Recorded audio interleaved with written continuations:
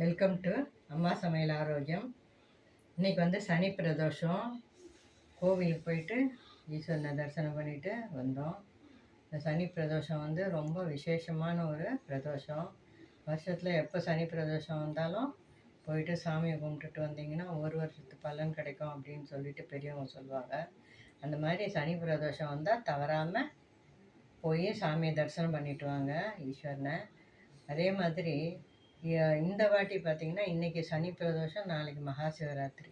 இந்த மகா சிவராத்திரி வந்து ரொம்ப விசேஷமான ஒரு இது. நீங்களே பார்த்துருப்பீங்க, இந்த கோயம்புத்தூர்லாம் ரொம்ப விசேஷமாக நடத்துவாங்க.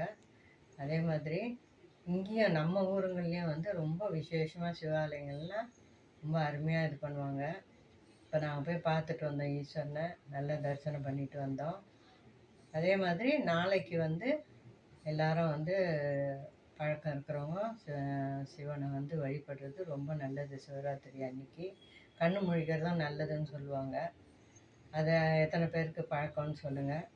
நாளைக்கு எங்கள் வீட்டில் நெய்வேத்தியம் வந்து வெண்பொங்கல், சுண்டல், வடை, கேசரி இது தான் பண்ணி வச்சு நாங்கள் கும்பிடுவோம். நீங்களாம் என்ன இது பண்ணுவீங்கன்னு சொல்லுங்கள். நிறைய பேர் நைட்டில் வந்து விரதம் வந்து சாப்பாடும் படைப்பாங்க. இதெல்லாம் வந்து அப்புறம் கொழுக்கட்டை, சக்கரவள்ளி கிழங்கு, இதெல்லாம் வந்து சிவனுக்கு ரொம்ப விசேஷமான ஒரு நைவேத்தியங்க. அவங்கவுங்களுக்கு எது என்ன கிடைக்குதோ, என்ன இது பண்ணுறோ அதை வச்சு நல்லபடியாக கும்பிட்டுட்டு சிவனோட அருள் பெறணும்னு சொல்லிட்டு நான் வேண்டிக்கிறேன். எல்லாரும் உலகத்தில் நோய் நொடி இல்லாமல், எந்த கஷ்டமும் இல்லாமல்,